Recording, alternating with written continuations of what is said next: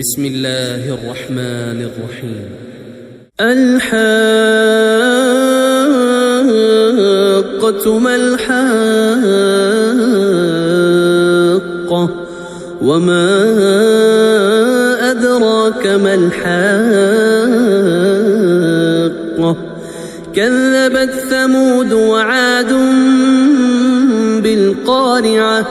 فأما ثمود فأهلكوا بالطاغية وأما عاد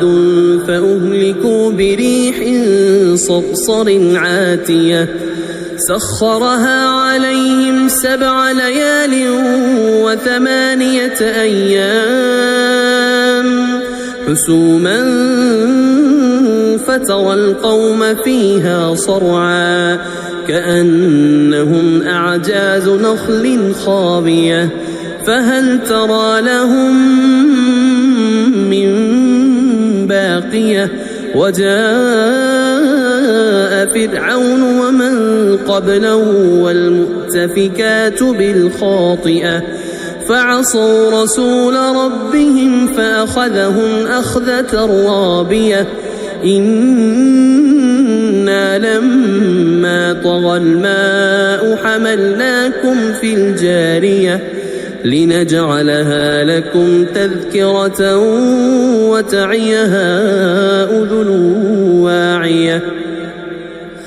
فإذا نفخ في الصور نفخة واحدة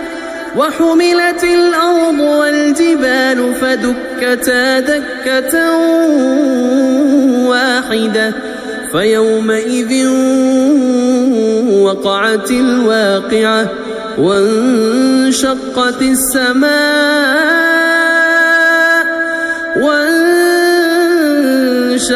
السماء فهي يومئذ واهية والملك على أرجائها ويحمل عرش ربك فوقهم يومئذ 8 يومئذ تعرضون لا تخفى منكم خافية فأما من أوتي كتابه بيمينه فيقول هاؤم اقرءوا كتابيه إني ظننت أني ملاق حسابيه فهو في عيشة راضية في جنة عالية قطوفها دانية كلوا واشربوا هنيئا بما أسلفتم في الأيام الخالية وأما من أوتي كتابه بشماله فيقول يا ليتني لم أوت كتابيه ولم أدر ما حسابيه يا ليتها كانت القاضية ما أغنى عني ماليه هلك عني سلطانيه خذوه فغلوه ثم الجحيم صلوه ثم في سلسلة ذرعها 70 ذراعا فاسلكوه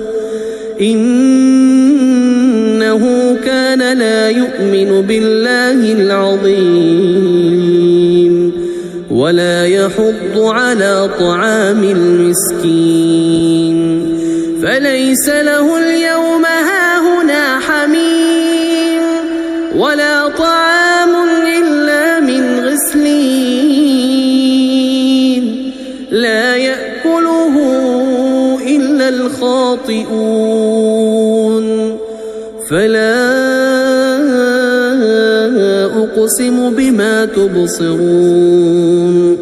وما لا تبصرون إنه لقول رسول كريم وما هو بقول شاعر قليلا ما تؤمنون ولا بقول كاهن قليلا ما تذكرون تنزيل من رب العالمين ولو تقول علينا بعض الأقاويل لأخذنا منه باليمين ثم لقطعنا منه الوتين فما منكم من أحد عنه حاجزين وإنه لتذكرة للمتقين وإنا لنعلم أن منكم مكذبين وإنه لحسرة على الكافرين وإنه لحق اليقين فسبح باسم ربك العظيم